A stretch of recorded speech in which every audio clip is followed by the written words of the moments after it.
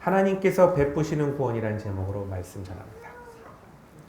같은 일을 하더라도요, 결과가 어떻게 정해져 있느냐에 따라서 완전히 다른 일이 되곤 합니다.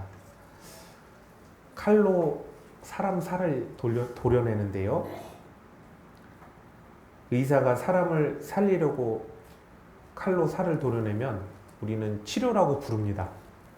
그런데 악한 사람이요, 다른 사람 살을 칼로 도려내잖아요.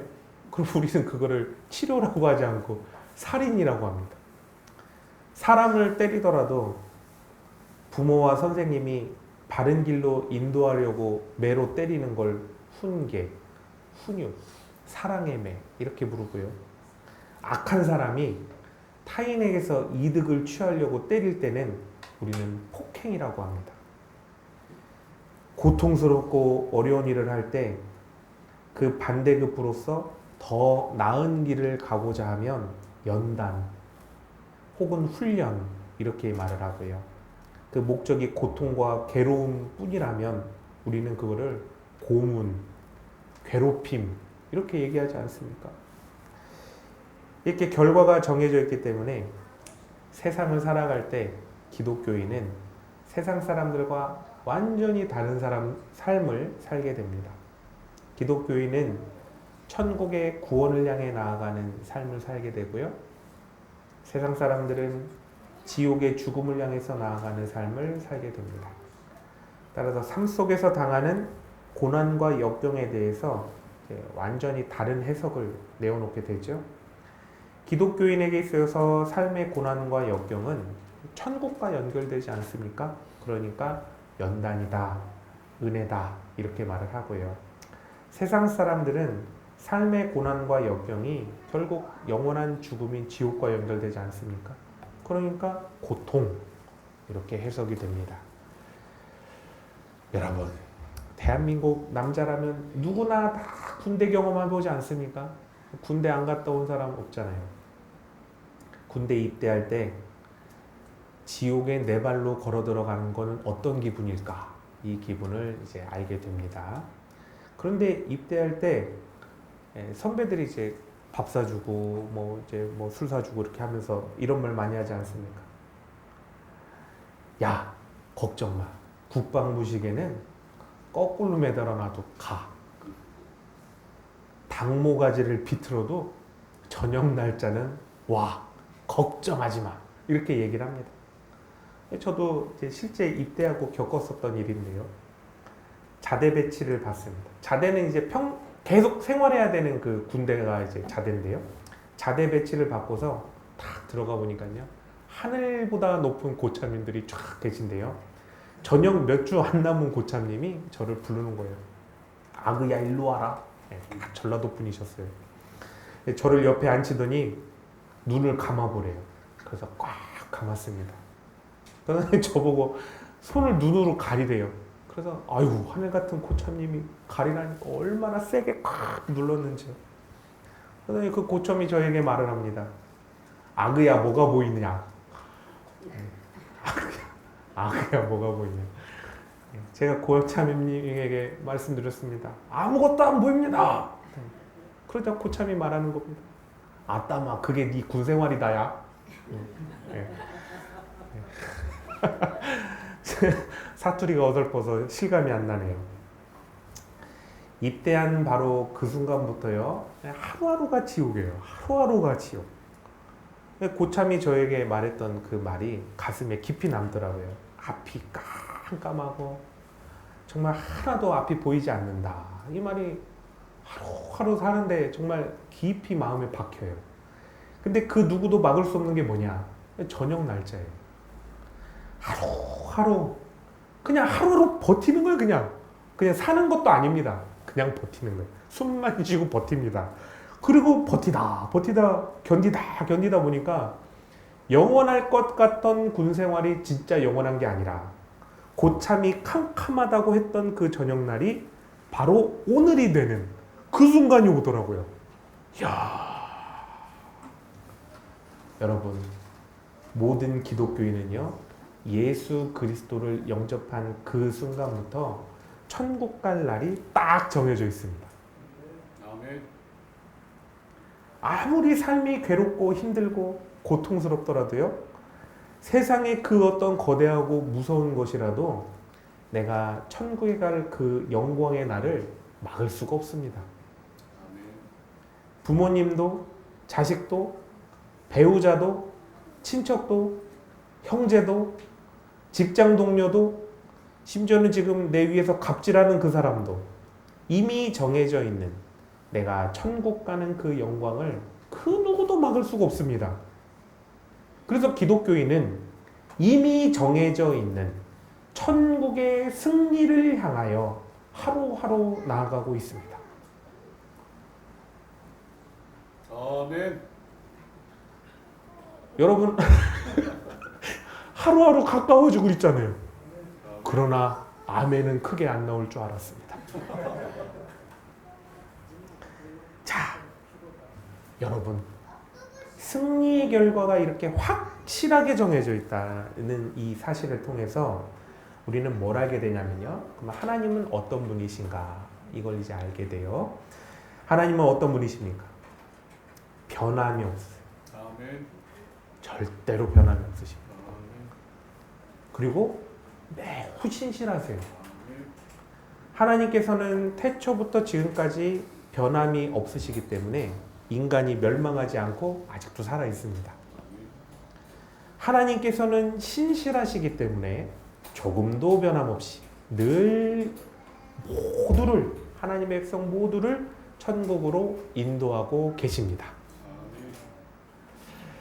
남유다 말기에요, 우상숭배가 아주 극에 달합니다. 심각한 부정부패가 만연해요. 빈부격차가 상상을 초월합니다. 상상. 수많은 백성들이 굶주림에 빠져 있고 도탄 가운데 빠져 있는데, 오래전부터 경고했던 하나님의 그 멸망의 심판, 바벨론에 의한 멸망에 대한 심판이 코앞에 이르게 된 거예요. 그래서 하나님께서는 더 이상 고쳐질 수 없는 이스라엘을 바벨론이라는 도구를 사용해서 이제 심판을 내리십니다. 그래서 예루살렘이 점령당해요. 성전이 다 무너졌어요. 그리고 남유다에 살던 이스라엘 사람들은 이제 다 쫓겨서 바벨론에 다 쫓겨가서 이제 포로 생활을 하게 됩니다. 말 그대로 멸망의 심판을 당했어요. 그런데 보십시오. 우리가 이스라엘의 바벨론 심판을 멸망이라고 결론 짓고 끝납니까? 아무도 그렇지 않잖아요. 왜냐하면 이스라엘에 대해서는 하나님께서 심판의 결과를 멸망으로 정해놓지 않으셨기 때문에 그래요. 하나님께서는 이스라엘에 대해서 멸망도 말씀하셨지만 또 뭐를 말씀하셨냐면 멸망과 함께 회복에 대해서도 똑같이 말씀하고 계십니다. 따라서 이스라엘은 궁극적으로 멸망을 넘어서 회복에 이르게 되는 구원의 대장정을 시작하게 되는 거예요. 근데 이스라엘 상태가요, 이 첫걸음을 딱 떼는데 멸망을 당했잖아요. 근데 그 멸망을 당하고 첫걸음을 딱 떼는데 이스라엘의 상태가 매우 불량합니다. 매우 불량해요. 이들이 심판을 당하기 전에도 그렇고 포로로 끌려가서도 그렇고, 자신들이 심판당할 짓을 한 죄인이면 또 하나님의 진노를 유발했음에도 불구하고 자신들이 뭘 잘못했는지 몰라요. 아주 뻔뻔하게 이를 데가 없습니다. 그리고 오히려 하나님께서 왜 우리에게 이렇게 하셨냐고 그냥 원망을 합니다. 나중에는 이제 바뀌죠. 그런데 여기서 놀라운 하나님의 마음을 알게 돼요. 마음을. 어떤 마음이냐? 8절을 보십시오. 하나님께서는 이스라엘을 향한 마음이 조금도 변함이 없으신 거예요. 이스라엘을 향한 마음이 처음부터 지금까지 조금도 변함이 없으신 거예요. 뭐라고 말씀하시냐면요, 먼저는 나의 종아 이렇게 말씀하시고, 내가 택한 야곱아 라고 말씀하시고, 나의 벗 이렇게 말씀하십니다. 하나님 왜 나 자꾸 날 종이라고 그러지? 나 종 싫은데. 그런 뜻이 아닙니다. 하나님의 종이란 건 영광스러운 신분을 얘기해요. 요즘 보십시오. 여러분 어디 들어가면 영예를 얻는 겁니까? 큰 대기업 들어가면 영예를 얻는 거 아닙니까? 근데 지금은 이제 큰 기업에 들어가는 걸 취업했다, 직원이 됐다 얘기하지만 옛날에는 그걸 뭐라고 표현합니까? 대감집에 종 들어가는 거 아닙니까? 대감집에. 똑같습니다. 옛날에부터요 동서양 같은 인식을 가지고 있는데요, 당시 위대한 신의 종이 되는 것, 이거는요 가장 영광스러운 신분이 신에 의해서 주어지는 거예요. 근데 하나님께서 어떻습니까? 이스라엘이 하나님을 배신하고 거역했어요. 그런데 그럼에도 불구하고 조금도 변함없이 여전히 계속해서 너는 나의 종이다. 하나님의 그 영광스러운 신분을 걷어가지 않으시는 거예요. 아멘. 다음으로 하나님께서 택하셨다. 또 택하셨다고 그러잖아요. 그 선택을 철회하지 않으시는 거예요. 끝까지 유지하시는 거예요. 끝까지. 하나님께서 누굴 택하십니까? 야곱을 딱 택하셨는데 끝까지 그 택하심을 철회하지 않으시는 거예요. 강력하게 붙잡고 계십니다. 아멘. 다음으로 뭐라고 말씀하십니까? 벗이라고 말씀하지 않습니까? 벗. 벗은 어떤 의미를 가지고 있냐면요, 가장 사랑하고 신뢰를 할 수 있다 랄 때 이때 이제 벗이라는 단어를 쓰는데요, 사랑할 수 있고 신뢰할 수 있다는 거 아닙니까? 하나님께서는 누구를 그렇게 여기셨냐면요, 아브라함을 그렇게 여기셨어요. 그런데 그 마음이 변치 않고 끝까지 누구까지요? 아브라함의 모든 후손을 내가 사랑하고 신뢰한다라고 말씀하십니다. 이 불변하시고 신실하신 언약과 사랑이 이스라엘이 잘할 때도 똑같고 이스라엘이 죄악을 범할 때도 똑같이 함께 하시고 이스라엘이 심판받을 때도 똑같이 함께 하시고 이스라엘이 회복할 때도 똑같이 함께 하십니다. 변함이 없어요. 하나님께서는 인간인 내가 흔들린다고 같이 흔들리시는 분이 아니십니다. 내가 하나님을 어떻게 대하느냐에 따라서 실시간으로 나를 평가하셔서 똑같이 나에게 그렇게 대하는 그런 분이 아니십니다. 세상 그 무엇에도 영향받지 않으시고 변함이 없으신 바로 기준, 구원의 기준이 되어주시는 분. 하나님께서는 기준이 되시기 때문에 우리는 다시금 돌아갈 수 있습니다. 아멘. 그리고 옳고 그름, 뭐가 맞는지 뭐가 틀리는지 그거를 알 수 있게 되는 거예요. 그 기준이 되시는 거예요. 또 생명이 무엇이고 죽음이 무엇이다, 이거의 기준이 되어 주십니다. 그리고 구원의 나침반이 되어 주시는 거예요. 어느 방향으로 가야 될지를 알려주시는 거죠. 9절 말씀을 보십시오. 얼마나 은혜가 넘치는지 모릅니다. 땅 끝에서부터 너를 붙들고 땅 모퉁이에서부터 너를 부른다, 이렇게 말씀하고 계십니다. 전혀 마음에 요동이 없으시겠지만 이게 무슨 뜻인지 아시면 기가 막힙니다. 여러분, 땅 중간에 사는 사람, 너 이렇게 잘 보이는 곳에 있는 사람, 높은 자리에 있는 사람, 그런 사람 어떤 사람들입니까? 보통 형통한 사람, 잘된 사람, 그런 사람들 아닙니까?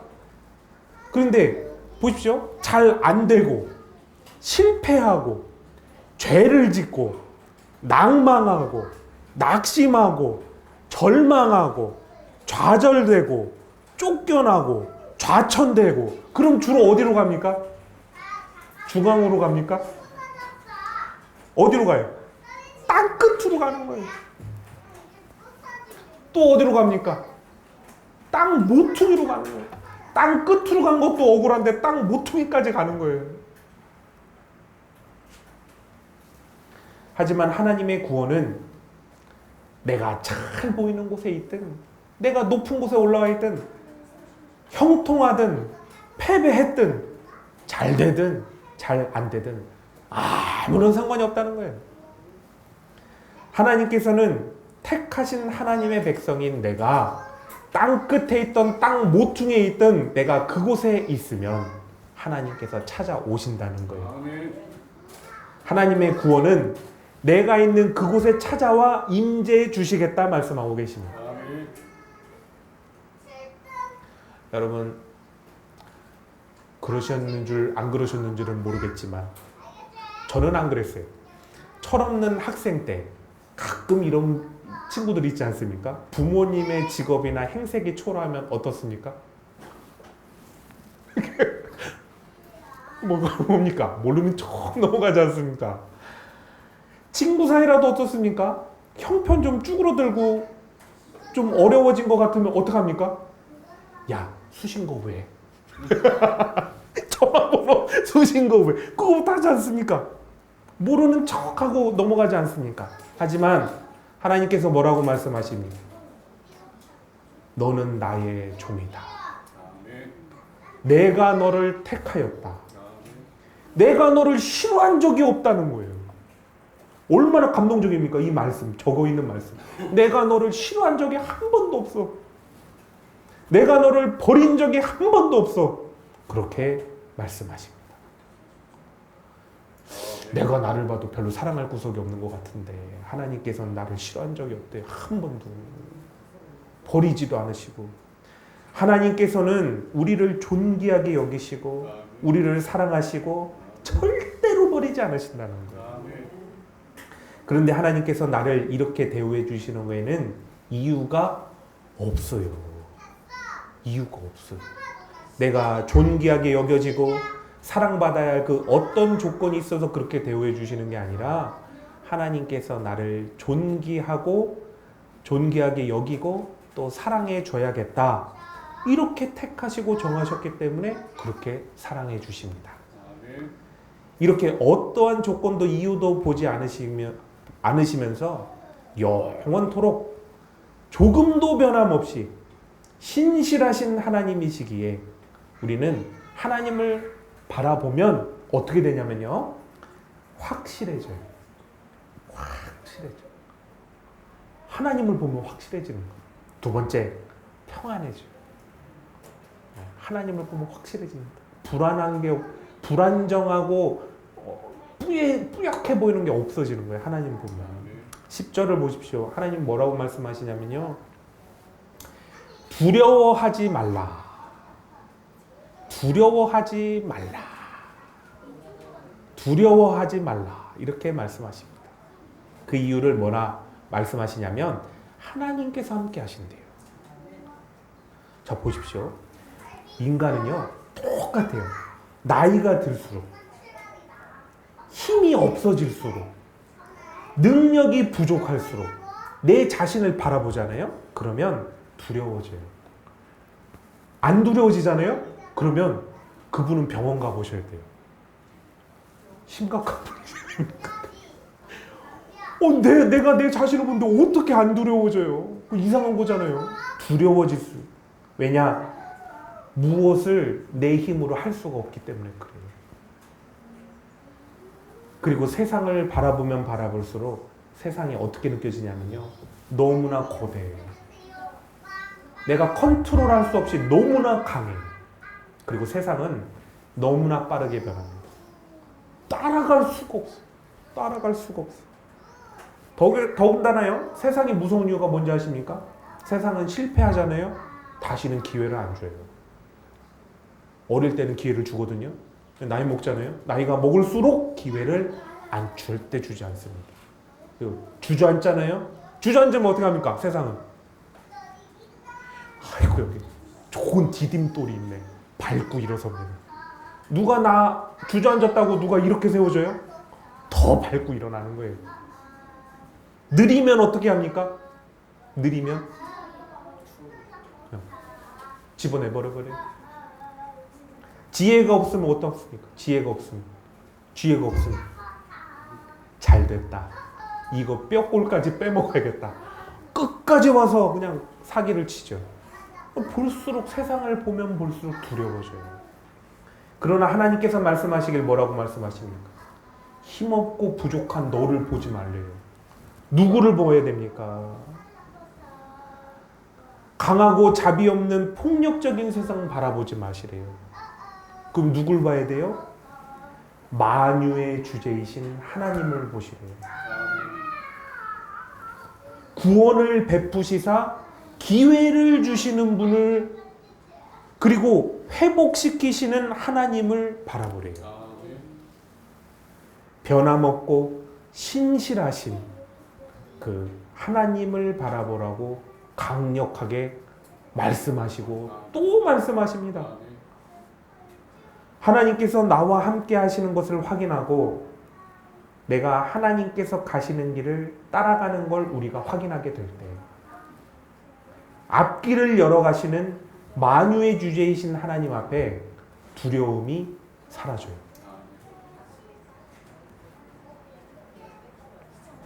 하나님을 바라보면 바라볼수록 하나님의 승리하심을 확신하게 됩니다. 하나님의 인도하심을 따라 나갈 때 하나님의 승리가 반드시 나의 승리가 될 것이다. 이 확신을 주시는 거예요. 변함없이 함께 하시는 하나님이시기에 하나님을 바라보면 바라볼수록, 나와 함께 하시는 하나님을 볼수록 우리 안에 있는 두려움들이 다 사라지게 됩니다. 다들 자녀 키워보셨지 않습니까? 애들이 막 무서워할 때마다 뭐라고 하십니까? 애들이 막 무서워하면 뭐라고 하셨어요? 아빠 옆에 있어. 아빠 옆에 있어. 엄마 옆에 있어. 엄마 옆에 있다고. 뭘 무서워? 하나도 무서워할 거 없어. 아빠 옆에 있잖아. 뭐 이렇게 하지 않으십니까? 오늘 말씀에 뭐라고 하나님께서 말씀하십니까? 하나님 옆에 있잖아. 하나님 옆에 있어. 하나님이 함께하고 있어. 무서워할 거 하나도 없어. 두려워할 거 하나도 없어. 하나님 손잡고 따라와. 이렇게 말씀하시지 않습니까? 딴 데 보지 마시고, 딴 데 맘 뺏기지 마시고, 하나님 아빠랑 함께 가면 되는 거야. 그 말씀 붙잡고 가시면 돼요. 자, 이어서 하나님께서 뭐라고 말씀하십니까? 놀라지 말래. 놀라지 말라. 그 이유를 뭐라고 말씀하십니까? 하나님께서 바로 나의 하나님이 되시니 놀랄 게 없다는 거예요. 여러분, 사람 왜 놀랐는지 아십니까? 왜 놀랐는지 아세요? 자, 이렇게 한번 생각해 보십시오. 여러분, 사람 놀래키려면 어떻게 해야 됩니까? 놀래키려면 어떻게 해요? 전혀 예상하지 못하던 어떤 걸 해야 깜짝 놀라지 않습니까? 바로 사람은 그 상황이 통제가 되지 않으면 놀랍니다. 통제를 벗어난 예상 밖의 일이 일어나면 사람은 놀라요. 자, 그럼 보십시오. 공포영화 보십시오. 공포영화 보면 처음부터 끝까지 손에 그냥 땀이 쫙 긴장이 되지 않습니까? 왜 긴장이 됩니까? 아, 이 귀신이 언제 나올지, 이제 나올지, 저제 나올지, 그건 알지 못하는 거예요. 내가, 이걸 알고 있으면 한 5분 후에 딱 나올 줄 알면 이제 긴장을 안 할 텐데, 이게 언제 나올지, 내가 놀라면 어떡하지, 막 깜짝 긴장, 그냥 계속 긴장하고 있지 않습니까? 근데 하나님께서는 내가 너의 하나님이니 놀랄 일이 없대요. 이 무슨 뜻이냐? 하나님께서 모든 상황과 역사를 통제하시고 만들어가는 분이라는 거예요. 하나님을 벗어난 건 아무것도 없다는 거예요. 하나님께서는 놀라실 수가 없어요. 자, 성경을 한번 쭉 바라보십시오. 그러니까 창세기부터 요한계시록까지 하나님께서 깜짝 놀라셨더라. 기록되어 있는 거 찾아보십시오. 있나요? 놀라실 수가 없어요. 하나님은 놀라실 수가 없습니다. 왜일까요? 하나님은 전지전능, 모든 걸 아시고 모든 걸 다스리고 계시기 때문에 그렇습니다. 이러한 만유의 주제이신 하나님께서 누구의 하나님이십니까? 나의 하나님. 나에게 일어나는 모든 일은 이미 하나님의 계획 하에 있어요. 하나님 뜻을 벗어난 게 없어요. 이미 하나님께서 다 계획하시고 인도해 나가시고 계시는 일이라는 거예요. 그래서 하나님께서 만유의 주제이심을 알면 알수록 나에게 있어서 불가항력적인 걸 막 통제하지 못해서 애달아하고 내가 놓치고 있는 어떤 그 세상의 변수, 내가 어떻게 할 수 없는 그 결과, 그거에 대해서 불안해하지 않게 되는 거예요. 하나님이 전지전능하십니다. 왜 내가 불안해하는 거예요? 불안해할 필요가 없죠. 세상을 주관하시는 하나님께 내어 맡기면 되는 거예요. 그렇지 않습니까? 세상을 주관하시는 하나님을 의지하면 되는 거예요. 하나님께서 인도하시고 계시니까 하나님 하나님 인도하심 손 붙잡고 나아갈 수 있도록 굳게 붙잡아 주세요 하고 기도하게 되는 거죠. 이렇게 될까? 저렇게 될까? 이렇게 되면 안 되는데, 아유 저렇게 되면 안 되는데, 염려할 필요가 없다는 거예요.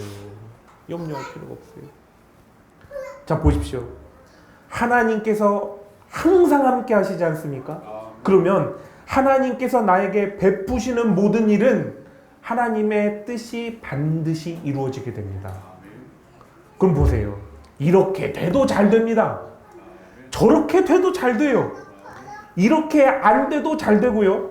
저렇게 안 돼도 잘 될 거예요. 하나님께서 세상을 통치하시는 가운데 나를 인도하셔서 가장 좋은 것을 가장 좋은 때에 반드시 주십니다. 이어서 10절 하반절을 보십시오. 하나님께서 말씀하십니다. 너를 굳세게 하리라.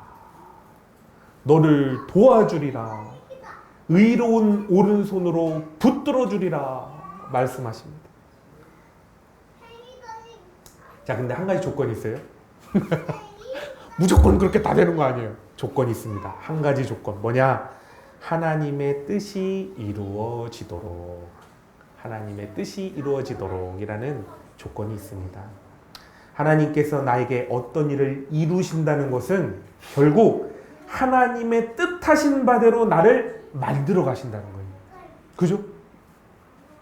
그렇다면 잘 보십시오. 우리도 모든 게 다 그래요. 세상 모든 일이.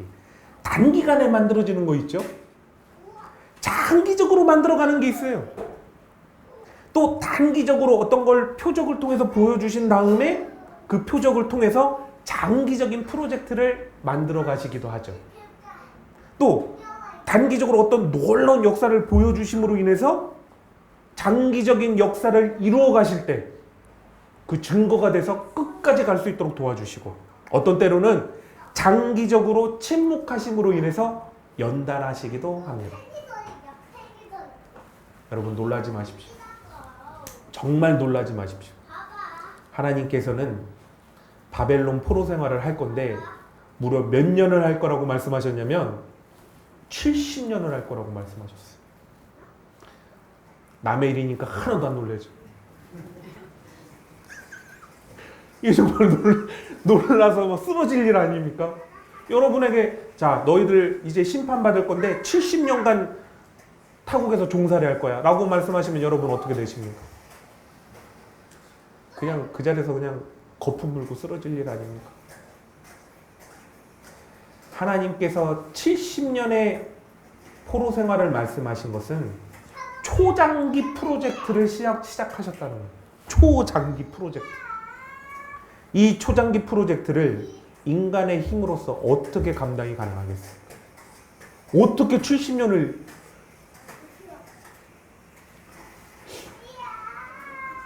우리나라 사람이 독하긴 하지만요 70년간 아마 외국 종살이 했다면 아마 한국말도 잊어버리지 않을까 싶어요. 그런데 하나님께서는 힘을 주시겠다 말씀하십니다. 네 힘으로 하는 게 아니래요. 내가 힘을 주겠대요. 하나님께서 도와주시고 붙들어 주셔서 감당할 수 있게 해주시겠다 말씀을 하십니다. 하나님께서 함께 하시겠대요. 이 하나님께서 함께 하신다는 건 무슨 뜻입니까? 모든 상황과 여건을 다 만들어 가시겠다는 뜻이에요.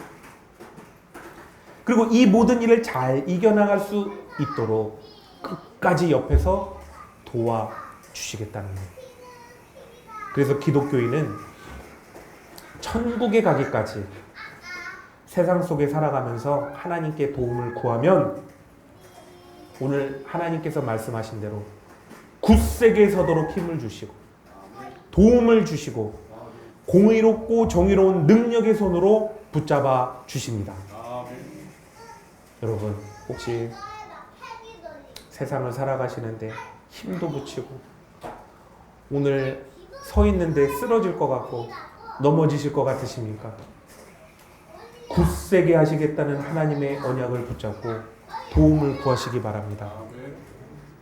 도와주리라 이렇게 약속하신 하나님의 언약을 붙잡고 도움을 구하시기 바랍니다. 의로운 오른손으로 붙들어 주시겠다라는 언약을 붙잡고 도움을 구하십시오. 신실하시고 변함없으신 하나님께서 약속을 해주셨기 때문에 반드시 그 약속을 이행하십니다. 하나님의 약속이니 우리 하나님의 이 강력한 언약을 믿고 간구하십시다. 아멘이 생각보다 조금 작네요.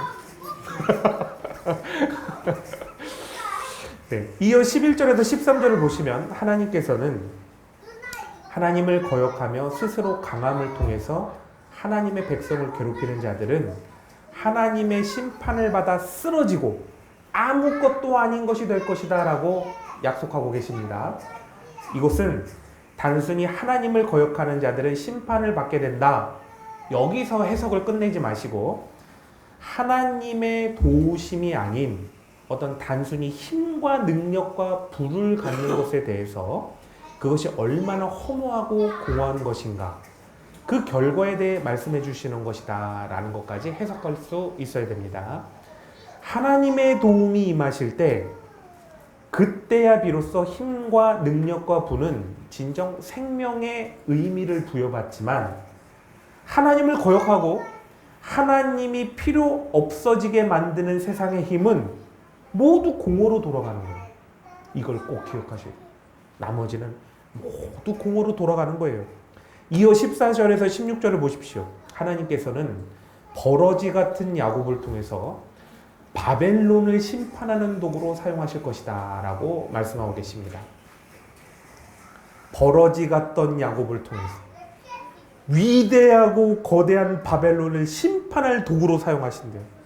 자, 그러면 우리가 이 말씀 들을 때 이렇게 해석할 수 있어요.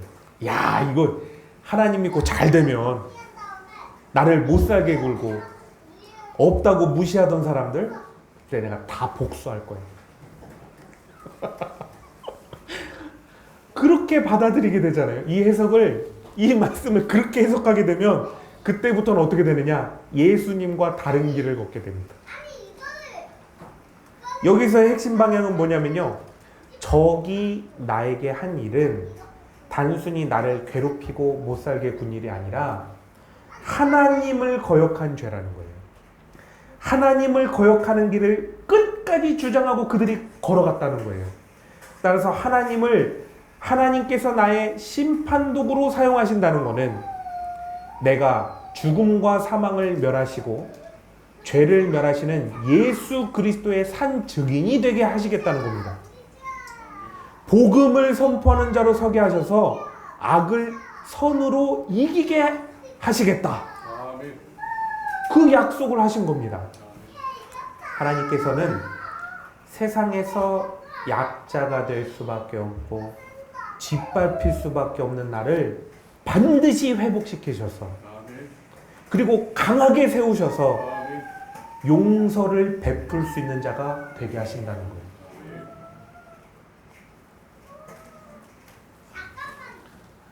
여러분 위대한 선언 아닙니까? 여러분 용서할 수 있는 자가 될 수 있도록 하나님께서 만들어 주실 겁니다. 여러분 아무리 약한 자가요 센 자에게 내가 너를 용서했다고 말한다 한들 힘센 사람들이 뭐라고 얘기합니까? 콧방귀가 퉁퉁 낍니다.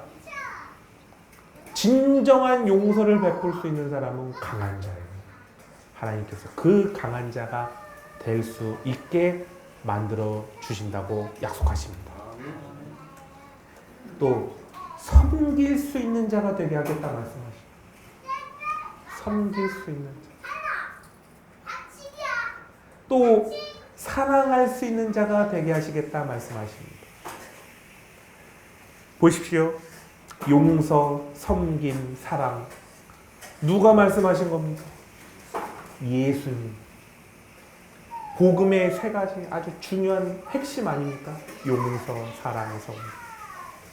바로 용서할 수 있는 자, 섬길 수 있는 자, 사랑할 수 있는 자가 되게 하셔서 악의 고리를 끊어내고 죄악의 고리를 끊어내고 예수 그리스도의 그 복음의 증거자이자 전파자가 되게 하시는 것, 이것이 바로 하나님께서 악의 심판독으로서 나를 사용하신다는 것입니다.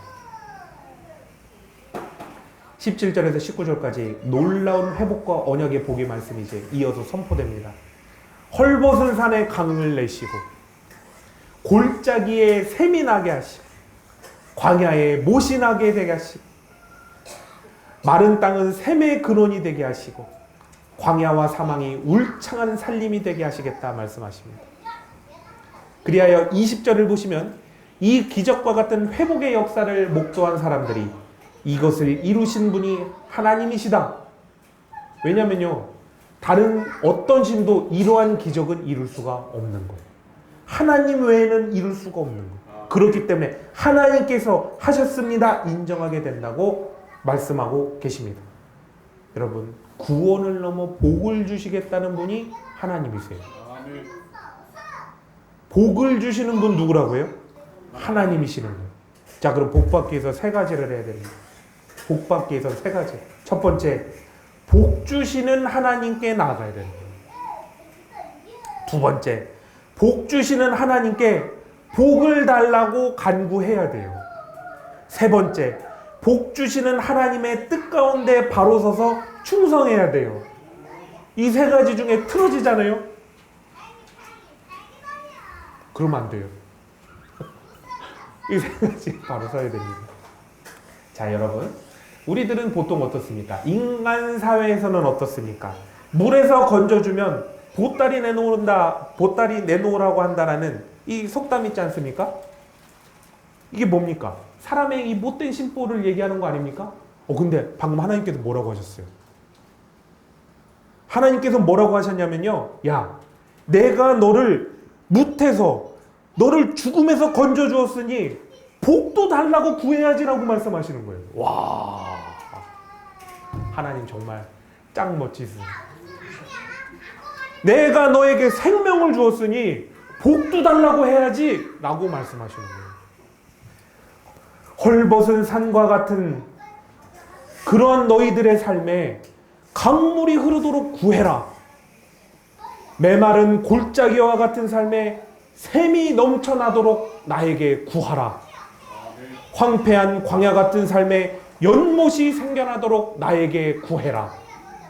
메마른 땅과 같은 삶에 샘이 솟아나도록 너희들의 삶이 변화되도록 나에게 구해라. 광야와 사막 같은 죽음과 같은 삶에 생명의 움트는 울창한 살리가 같이 되도록 나에게 와서 구해라. 하나님은 여러분에게 말씀하십니다. 그리고 하나님께서 말씀하시길, 그렇게 복주길 구했으면 복주기 위해서 인도하는 나의 인도함을 따라와라. 그렇게 말씀하셔. 아니, 복 달라고 하고 안 따라가는 사람이 있어요. 사랑하는 성도 여러분, 하나님께서 여러분을 오늘 말씀 가운데 구원하겠다, 복 주겠다 약속하셨습니다. 더 이상 무엇을 망설이고 계십니까? 기도하셔야 돼요. 힘을 다해서 기도하십시오. 최선을 다해서 기도하시기 바랍니다. 우리들의 삶 속에 생명의 샘이 터지고 생명이 움트러 날 수 있도록 복을 구하시기 바랍니다. 이렇게 하나님께 구하시고 나아가시는 가운데 용서하시는 자, 섬기는 자, 사랑하는 자로 세워지셔서 복음의 강력한 전파자가 되시길 예수님의 이름으로 축복합니다.